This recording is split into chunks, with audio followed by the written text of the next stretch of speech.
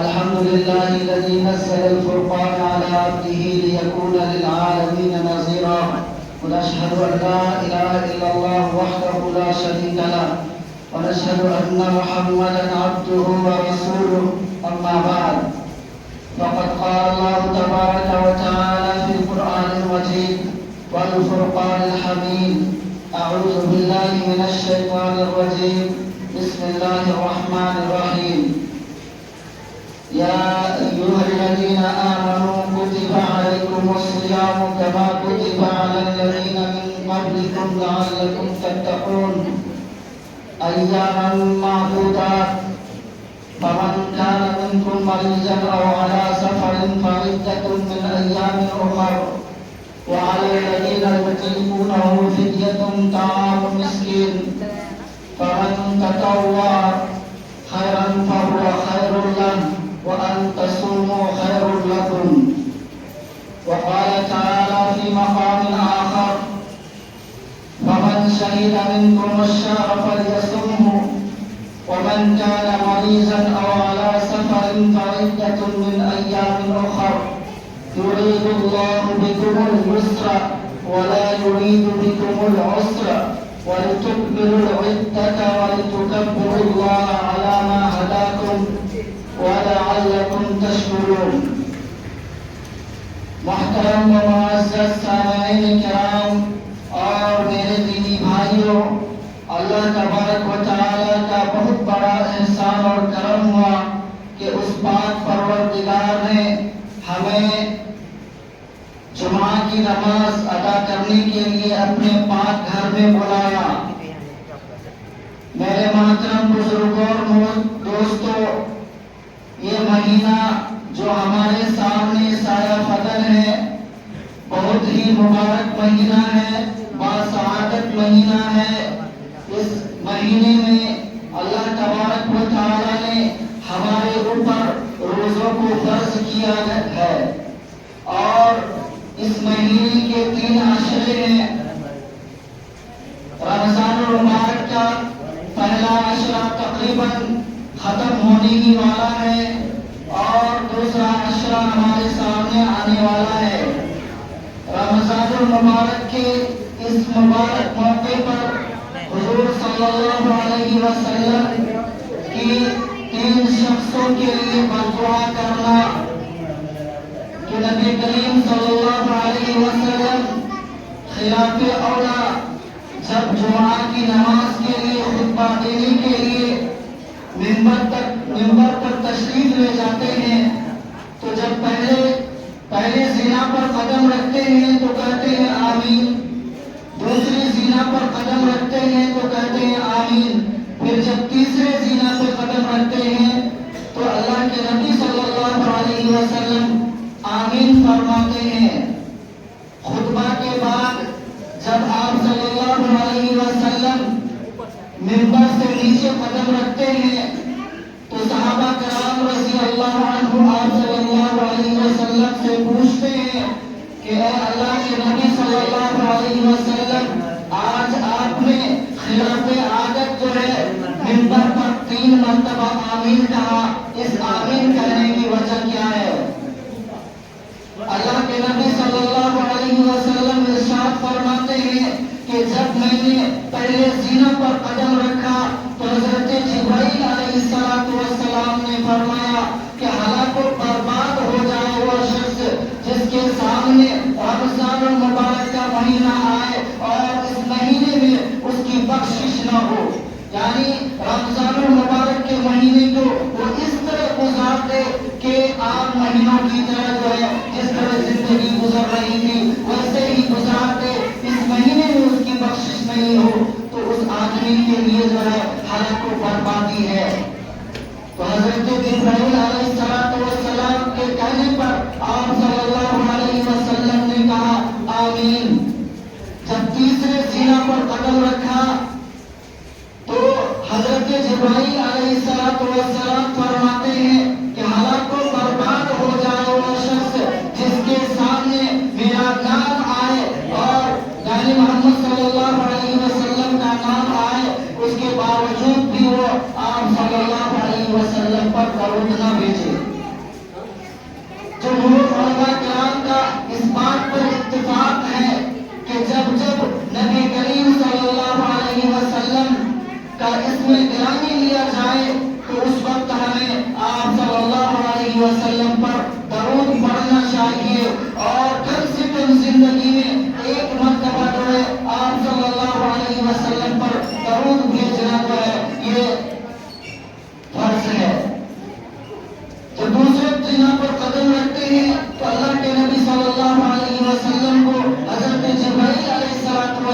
یہی کہتے ہیں کہ جس کے سامنے نبی اکرم صلی اللہ علیہ وسلم کا نام آئے اس کے باوجود بھی وہ آپ صلی اللہ علیہ وسلم پر درود نہ بھیجے وہ شخص ہلاک و برباد ہو۔ تو حضرت جبرائیل علیہ السلام نے کہا آپ آمین کہیے، تو اللہ کے نبی صلی اللہ علیہ وسلم نے اس پر آمین کہا۔ تیسرے زینہ پر جب قدم رکھتے ہیں تو حضرت جبرائیل علیہ السلام فرماتے ہیں کہ ہلاک و برباد ہو جائے وہ شخص جس کے سامنے ان کے بوڑھے والدین ہیں، ان کی والدین کی جو ہے فرما برداری کر کے انہوں نے اپنے لیے جنت کو واجب نہ کیا ہو، جن کے بوڑھے ماں باپ باحیات ہیں انہوں نے ان کے ساتھ اچھا سلوک نہ کر کے جو ہے اپنی زندگی کو اور اپنے لیے جو ہے جہنم کو دعوت دیا ہے، وہ شخص ہلاک و برباد ہو جائے۔ حضرت جبرائیل علیہ السلام کے کہنے پر آپ صلی اللہ علیہ وسلم نے فرمایا آمین۔ میرے محترم بزرگوں اور دوستوں، یہاں پر سوچنے اور فکر کرنے کی بات یہ ہے کہ یہ روایت جس کو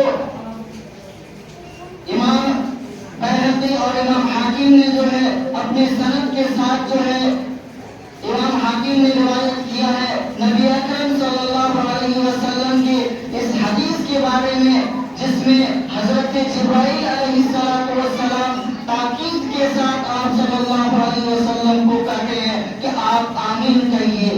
یہ بددعا کتنی خطرناک بددعا ہے کہ جس پر حضرت جبرائیل علیہ السلام آمین کہنے کے لیے بول رہے ہیں اور حضور صلی اللہ علیہ وسلم اس کی تائید میں آمین کہہ رہے ہیں۔ ہم اور آپ ذرا اپنی زندگی میں جھانک کر دیکھیں، ذرا ٹٹولیں کہ ہمارا اپنے معاشرے میں رہ کر ہم جو ہے اللہ کے احکام کی کتنی فرما برداری کر رہے ہیں۔ آج رمضان المبارک جیسا مبارک مہینہ ہمارے سامنے سایہ بگن ہے، ہم اس مہینے کی کتنی قدر کر رہے ہیں، کتنے نوافل پڑھ رہے ہیں، کتنے روزے رکھ رہے ہیں، اور قرآن کریم کی تلاوت ہم سے ہو رہی ہے یا نہیں ہو رہی ہے، تراویح کی نماز ہم پڑھ رہے ہیں یا نہیں پڑھ رہے ہیں۔ ذرا ہمیں سوچنا چاہیے، فکر کرنی چاہیے۔ اسی طرح ہمیں دیکھنا چاہیے کہ ہم نبی اکرم صلی اللہ علیہ وسلم کی ذات اقدس پر دن رات میں کتنے مرتبہ درود شریف بھیجتے ہیں۔ اللہ تبارک و تعالیٰ جو ہے بے شک نبی کریم صلی اللہ علیہ وسلم کے اوپر درود بھیجنے والوں پر درود و سلام بھیجتے ہیں اور اس کے درجات کو بلند کرتے ہیں، ان کی نیکیوں کو بڑھا دیتے ہیں، ان کے گناہوں کو مٹا دیتے ہیں۔ درود شریف کی فضیلت بہت آئی ہے حدیث کے اندر، اس لیے ہمیں نبی اکرم شفیع اعظم احمد مجتبی محمد مصطفیٰ صلی اللہ علیہ وسلم کی ذات اقدس پر جہاں تک ہو سکے کثرت سے درود شریف پر بھیجنی چاہیے، درود شریف کا عمل ہمیں کرنا چاہیے۔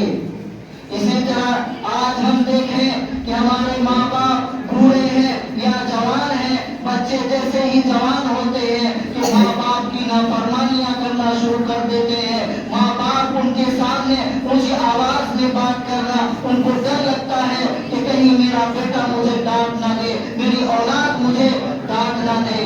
آج بچوں کو ماں باپ سے ڈرنا چاہیے تھا، لیکن ماں باپ بچوں سے ڈر کر باتیں کرتے ہیں کہ میرا بیٹا جوان ہو گیا ہے، میری بچی جوان ہو گئی ہے، اگر میں اس کے سامنے اونچی آواز میں بات کروں گا یا اس کو ڈانٹوں گا تو ہو سکتا ہے کہ وہ مجھے ڈانٹنا شروع کر دے۔ جبکہ قرآن کہہ رہا ہے وَلَا تَقُلْ لَهُمَا أُفٍّ وَلَا تَنْهَرْهُمَا وَقُلْ لَهُمَا قَوْلًا كَرِيمًا، کہ آپ ماں باپ کو اف تک نہ کہیں، آپ ماں باپ کو نہ جھڑکیں اور ماں باپ کے ساتھ جو ہے حسن سلوک کریں، اچھا ان کے ساتھ برتاؤ کریں۔ وَاخْفِضْ لَهُمَا جَنَاحَ الذُّلِّ مِنَ الرَّحْمَةِ، آپ اپنی ماں باپ کے ساتھ عاجزی کا بازو جھکا دیں۔ یہ کون کہہ رہا ہے؟ اللہ کی کتاب قرآن کہہ رہا ہے۔ اور آگے یہ بھی فرمایا ہے وَقُلْ رَبِّ ارْحَمْهُمَا كَمَا رَبَّيَانِي صَغِيرًا، اے اللہ آپ میرے ماں باپ پر رحم کرنا جس طرح کہ میرے ماں باپ نے میری پرورش کی، مجھے بچپن میں پالا پوسا۔ آج جس ماں باپ کو اپنے بچوں کے سہارے کی ضرورت ہوتی ہے وہ بچے اپنے والدین کو دھتکار دیتے ہیں. کسی جگہ میں نے دیکھا تھا کہ ایک باپ کہتا ہے کہ میرا مرنا ضروری ہے کیونکہ میرے 3 بیٹے ہیں اور میرا روم بھی 3 ہی ہے. میرے بھائیوں اور دوستوں، آج ہمیں سمجھنا چاہیے، ہمیں فکر کرنی چاہیے کہ ماں کا لفظ صرف ایک لفظ نہیں ہے. ماں کے لفظ میں ماں کی ممتا چھپی ہوئی ہے. آپ نے کبھی غور و فکر کیا ہے کہ ہماری وہ ماں جس نے ہمیں جنم دیا، جس کی وجہ سے ہم دنیا کے اندر آئے ہیں، اس نے ہمیں دنیا کے اندر لانے کے لیے کتنی تکلیف برداشت کی ہے. خود پیشاب والے بستر پہ سوئی لیکن ہمیں اچھی جگہ سلایا. خود بھوکی رہی لیکن ہمیں بھوکے رہنے نہیں دیا. آج ہم اس ماں باپ کا کس قدر ان کے ساتھ اچھا سلوک کرتے ہیں، کتنے ان کے ساتھ جو ہے اچھا برتاؤ کرتے ہیں. ذرا ہمیں سوچنی چاہیے، فکر کرنی چاہیے. اور اللہ کے نبی صلی اللہ علیہ وسلم کی اس حدیث کے اندر جو وعید آئی ہے، اس وعید کے بارے میں بھی ہمیں غور و فکر کرنی چاہیے. دوسری چیز، یہ رمضان المبارک کا مہینہ ہے اور رمضان المبارک یا اللہ تبارک و تعالی جتنے بھی شرائع ہیں اس میں ہمارے لیے آسانیاں پیدا کیا ہے. اللہ تبارک و تعالی نے قرآن کریم کے اندر ارشاد فرمایا ہے کہ جیسا کہ میں نے ابھی دورانی خطبہ پڑھا ہے، فمن شہد منکم الشہر فلیصمہ، تو جو شخص تم میں سے اس مہینے کو پائے، اس مہینے میں موجود ہو، فلیصمہ، اسے چاہیے کہ اس مہینے کی کا روزہ رکھے. ومن كان مريضا او على سفر، اور اگر کوئی شخص بیماری سے پریشان ہے، کوئی شخص سفر کی حالت میں ہے، تو اللہ تبارک و تعالیٰ نے اس کے لیے آسانیاں پیدا کی ہیں. روزے کے تعلق سے 2 اصطلاحات سامنے آتے ہیں، ایک ہے کفارہ، ایک ہے فدیہ. کفارہ کسے کہتے ہیں، فدیہ کسے کہتے ہیں؟ بعض حالات میں ایسا ہوتا ہے کہ آدمی کے اوپر کفارہ بھی واجب فرض ہوتا ہے اور قضا بھی فرض ادا کرنا بھی ضروری ہوتا ہے. آدمی صحت مند ہے، تندرست ہے، ہر چیز سے اچھی طرح ہے، اس کے باوجود بھی جو ہے وہ روزہ نہیں رکھتا ہے. وہ ایسے آدمی پر جو ہے قضا اور کفارہ دونوں لازم ہے. قضا کے ایک روزے، اس کے بعد جو کفارہ ہے، اللہ کے نبی صلی اللہ علیہ وسلم کی حدیث ہے، حضرت ابو ہریرہ رضی اللہ عنہ روایت کرتے ہیں کہ ایک شخص جو ہے نبی اکرم صلی اللہ علیہ وسلم کی خدمت میں حاضر ہو کر عرض کرتا ہے، اے اللہ کے نبی صلی اللہ علیہ وسلم، میں ہلاک و برباد ہو گیا. اللہ کے نبی صلی اللہ علیہ وسلم فرماتے ہیں، ما لک، تمہیں کیا ہو گیا ہے؟ وہ انسان اللہ کے نبی صلی اللہ علیہ وسلم سے کہتا ہے، وقعت علی امراتی وانا صائم، کہ میں نے اپنی بیوی کے ساتھ زنا کیا ہے اور میں روزے کی حالت میں ہوں، روزے کی حالت میں تھا. تو اللہ کے نبی صلی اللہ علیہ وسلم ارشاد فرماتے ہیں، هل تجد رقبۃ تعتقها، کیا تم کوئی غلام رکھتے ہو جسے تم آزاد کرو؟ وہ شخص کہتا ہے، قال لا، نہیں، میرے پاس غلام نہیں ہے. اللہ کے نبی صلی اللہ علیہ وسلم فرماتے ہیں، هل تستطيع ان تصوم شهرين متتابعين، کہ تم اس بات کی طاقت رکھتے ہو کہ تم 2 مہینے مسلسل لگاتار روزہ رکھو؟ وہ انسان، وہ صحابی کہتے ہیں کہ نہیں، میں 2 مہینے لگاتار روزہ نہیں رکھ سکتا. اللہ کے نبی صلی اللہ علیہ وسلم فرماتے ہیں، کیا تمہیں اس بات کی استطاعت ہے کہ تم 60 مسکینوں کو 2 وقت کھانا کھلاؤ؟ وہ صحابی رضی اللہ عنہ کہتے ہیں کہ اللہ کے نبی صلی اللہ علیہ وسلم، میں فقیر آدمی ہوں، میں مسکین آدمی ہوں، میں جو ہے 60 مسکینوں کو کھانا بھی نہیں کھلا سکتا. اللہ کے نبی صلی اللہ علیہ وسلم اشارہ کرتے ہیں، بیٹھ جاؤ. وہ صحابی وہاں پر بیٹھ جاتے ہیں. اتنے میں جو ہے ایک بڑا سا ٹوکرا جس میں کھجوریں بھری ہوئی تھی وہ آتا ہے اور اللہ کے نبی صلی اللہ علیہ وسلم ارشاد فرماتے ہیں، این السائل، سوال پوچھنے والے صحابی کہاں ہیں؟ وہ صحابی کہتے ہیں، یا رسول اللہ، انا، کہ اللہ کے نبی صلی اللہ علیہ وسلم، میں یہاں حاضر ہوں. اللہ کے نبی صلی اللہ علیہ وسلم فرماتے ہیں، خذ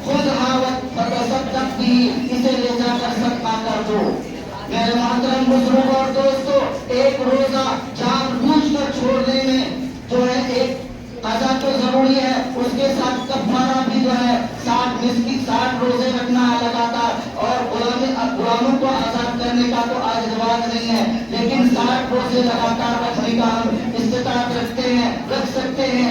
इसी तरह जो है 60 मिस्किनों को खाना खिलाना, और इसके बावजूद भी अगर हम चाहें कि इस एक रोजे का जो अल्लाह ने हमारे लिए जो जरूरी और फर्ज करार दिया है, पूरी जिंदगी रोजा रखेंगे तो इस एक रोजे का बराबर नहीं हो सकता है। और फिदिया क्या है? वमन कान मरीजन और अला सफरिन, और अगर कोई शख्स बीमार है, बीमार ऐसा है कि दायमुल मर्ज है, उसके सही होने की कोई सूरत नहीं है, कोई शक्ल नहीं है, किस तरह मर्द पर है, तो ऐसे इंसान के लिए फिदिया अदा करना जरूरी है। ना कि एक ऐसा इंसान जो रोजा रख सकता है और बीमारी के बाद इस बात का उसे बिल्कुल जो है पता है कि हम बीमारी के बाद जो है सही हो जाएंगे, उसके बावजूद भी वो फिदिया अदा करता है, तो उसका फिदिया अदा करना ये सही नहीं है। एक रोजे का फिदिया जो है एक सदक़तुल फित्र के बराबर है। मेरे मोहतरम बुजुर्गों और दोस्तों, रमजान मुबारक का महीना हमारे सामने आया और बहुत जल्द हमारे सामने से जो ये खत्म होने वाला है। आज पहला अशरा जो है तकरीबन जो है खत्म होने ही वाला है जल्दी ही, उसके बाद दूसरा अशरा आ जाएगा। कहीं ऐसा ना हो कि हमारी जिंदगी ऐसे ही जो है लहू लहब में अपने कारोबार में अपनी मशगूलियात में गुजर जाए और हमें पता भी ना चले। मेरे मोहतरम बुजुर्गों और दोस्तों, अल्लाह तबारक व तआला से दुआ कीजिए, अल्लाह तबारक व तआला हम सबको इस माह मुबारक की ज्यादा से ज्यादा कद्र करने की तौफीक अता फरमाए और रमजान मुबारक के रोजे रखने की, इसी तरह तरावी की नमाज की पाबंदी की तौफीक अता फरमाए। व आखिर दावाना अल्हम्दुलिल्लाहि रब्बिल आलमीन। जो हज़रात सुन्नत नहीं पढ़े सुन्नतों से पालन हो जाए।